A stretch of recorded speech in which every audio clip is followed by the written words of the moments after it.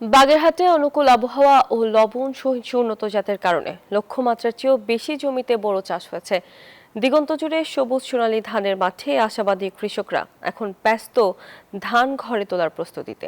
কোনো প্রাকৃতিক দুর্যোগ না হলে এবার ফলনও ভালো হবে, বাম্পার এমনটাই প্রত্যাশা কৃষি বিভাগের।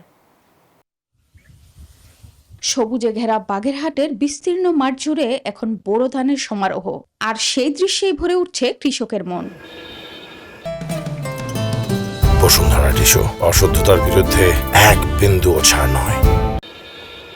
রোগবালাই কম এবং অধিক ফলন হওয়ায় কৃষক 102 জাতের বোরো ধান চাষেই আগ্রহী।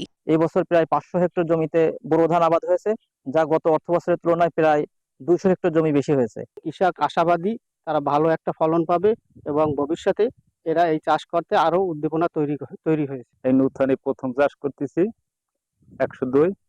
আশা করি এটা খুব ভালো, রোগ ব্যাধি থেকে অনেক কম করা যায়।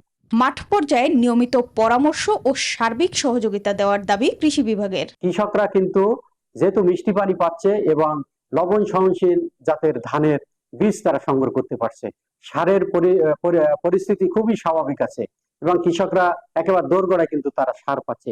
এই সমস্ত উপকরণগুলো পাওয়ার কারণে কিন্তু আমাদের ধানের আবাদ বৃদ্ধি পাচ্ছে। আগামী মৌসুমে দ্বিগুণ জমিতে বোরো চাষ হবে এমনটাই প্রত্যাশা কৃষি বিভাগের।